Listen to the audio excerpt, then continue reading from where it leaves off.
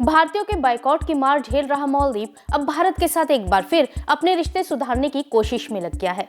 भारत के साथ अपने सहयोग को और ज्यादा मजबूत करने के लिए मालदीव के उच्च अधिकारियों ने दिल्ली में भारतीय उच्च अधिकारियों के साथ एक हाई लेवल मीटिंग की। इस मीटिंग में भारत और मालदीव के बीच किन मुद्दों पर सहमति बनी, अगर आप भी जानना चाहते हैं तो बने रहें हमारे साथ। नमस्ते, मैं हूं सुनैना सिंह, आप देख रहे हैं न्यूज नेशन। भारत मालदीव के बीच पिछले कुछ दिनों से चली आ रही तनातनी के बाद दोनों देशों ने अपने आपसी सहयोग को और मजबूत बनाने के तरीकों पर एक हाई लेवल मीटिंग की। इस मीटिंग में मालदीव और भारत के बीच विकास सहयोग की परियोजनाओं को पूरा करने में तेजी लाने पर भी चर्चा की गई। दोनों देशों के बीच हुई ये दूसरी हाई लेवल मीटिंग थी। इससे पहले 14 जनवरी को दोनों देशों के बीच उच्च स्तरीय कोर समूह की पहली बैठक हुई थी। मीटिंग में दोनों देशों के अधिकारियों के बीच इस बात पर भी सहमति बनी कि अगली उच्च स्तरीय कोर ग्रुप बैठक मालदीव में होगी, लेकिन इस मीटिंग की तारीख पर अभी फैसला नहीं हुआ है।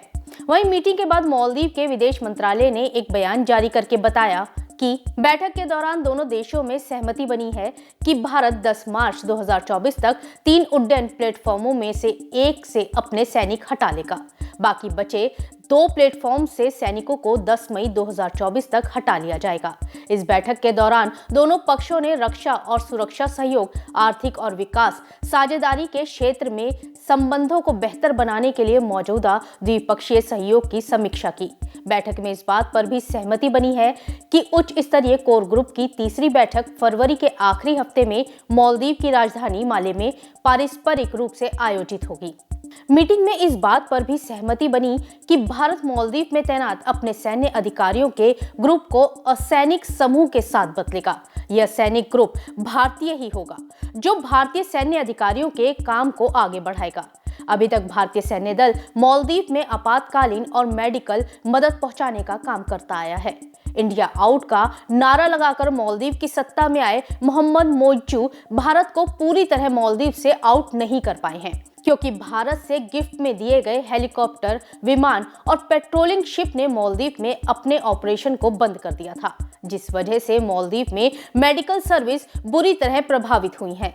हाल ही में सही इलाज न मिलने की वजह से मालदीव में एक बच्चे की मौत भी हो गई थी। इस वजह से मोइज्जू सरकार पर भारत के सैन्य ऑपरेशन को तुरंत एक्टिव करने का दबाव बढ़ रहा था। हालांकि मोइज्जू ने चीन के साथ मिलकर सिंगापुर में काम करने वाली एक चीनी कंपनी के असैन्य कर्मचारियों को मालदीव में तैनात करने की योजना भी बनाई थी।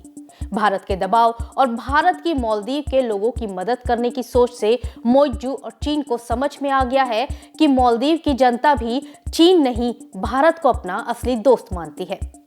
आपको हमारी ये खबर कैसी लगी, हमें कमेंट सेक्शन में जरूर बताइएगा। देश और दुनिया की तमाम खबरों को जानने के लिए बने रहें न्यूज नेशन के साथ। नमस्ते।